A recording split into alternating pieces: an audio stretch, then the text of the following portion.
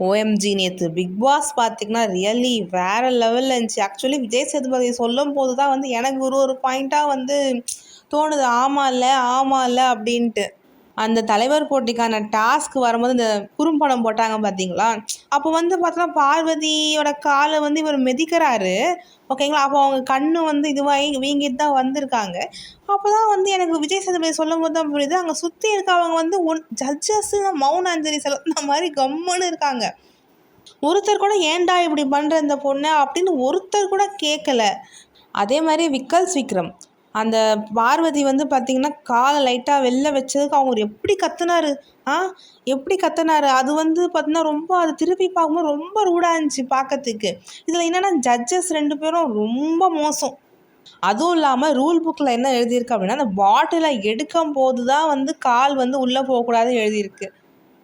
அதையும் வந்து அவங்க சரியாக பார்க்கல.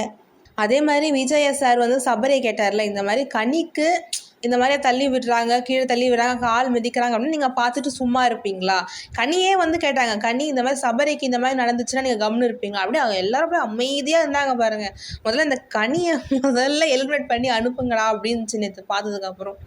அதே மாதிரி அமித் அந்த ஷூ போட்டு அவர் வந்து காலை மிதிக்கிறாரு, ஏன்டா மிதிக்கிற அப்படின்னு கத்தும் போது உடனே அமித் நீ ஷூ போட்டு வந்திருக்க வேண்டியது தானே. ஐயோ அதெல்லாம் அப்போ பார்க்கும்போது எனக்கு ஒன்றுமே புரியல, இப்போ தான் ரொம்ப அப்படியே கிளியராக புரிஞ்சுதே. அதே மாதிரி சபரியும் பார்த்தீங்கன்னா அஸ் எ கேப்டனாக அவர் வந்து சூப்பராக பண்ணார்ப்பா, அப்படியும் வந்து பெருசாக ஒன்றும் பண்ணல. அவர் இந்த டீம் பிரிக்கும் போதே பார்த்தீங்கன்னா நேற்று தான் எனக்கு வந்து புரிஞ்சுது, ரெண்டு பேருக்கு வந்து சம்திங் அலர்ஜி இஷ்யூ எதுவும் இருந்துக்கவே நான் வந்து இவங்களை இதில் போட்டேன். ஆனால் பார்வதி கண்ணு வீங்கி போய் இருந்தாங்க, ஆனால் டாய்லெட் கழுவதில் போட்டிருக்காங்க அப்படின்னா. சபரி எப்படின்னு பார்த்தீங்கன்னா அவருக்கு எல்லாமே நம்ம பண்ண தப்புன்னு புரியுது. அந்த மூஞ்சை அப்படியே பாவமாக வச்சுக்கிட்டு ஏதாவது சொல்லும்போது அப்படியா அப்படியே மூஞ்சை அப்படியே ஒரு எக்ஸ்ப்ரெஷன் கொடுப்பாரு பாருங்க. பட் ரியலி இந்த குறும்படம் பார்த்ததுக்கப்புறம் பார்வதி ரொம்ப பாவம், எனக்கு ரொம்ப ஃபீல் ஆகிடுச்சு பார்த்ததுக்கப்புறம். ஏன்னா சுற்றி இருக்கவங்க யாருமே சொல்லலை ஏன்டா அந்த பொண்ணை தள்ளி விடுறீங்க அப்படின்ட்டு. விக்ரம்லாம் பார்த்தீங்கன்னா பார்வதி கண் என்ன ஆச்சுன்னு கூட போய் பார்க்கல. இதுவே விஜய் சேதுபதியும் கேட்டாங்க, இதுவே வேறு யாராச்சும் இருந்திருந்தாங்க அப்படின்னா கனி அக்காவாக இருந்திருந்தாங்க அப்படின்னா நீங்கள்லாம் சும்மா இருந்திருப்பீங்களா அப்படின்ட்டு. நேற்று விஜயா சார் பேசுனதில் ஒருத்தரும் செம்மையாக வலுவாங்க. அந்த எஃப்ஜேலாம் அந்த கேம் விளையாடுனதுக்கப்புறம் குட் ஒர்க் விஜய் இங்கே சபரி என்ன பண்ணிட்டாருன்னு நீ அங்கே குட் ஒர்க்குன்னு சொன்னீங்க.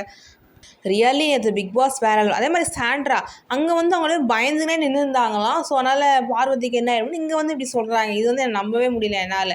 அங்கேயே வந்து சொல்லியிருக்கணும் ஏன் இப்படி பண்ணுறீங்க அப்படின்ட்டு. அப்போ கேட்கல. இனிவே நேற்று விஜய் சேதுபதி எல்லாருமே நாக்கப்புடுங்கிற மாதிரி கேட்டார், அதுவே ரொம்ப சந்தோஷம்.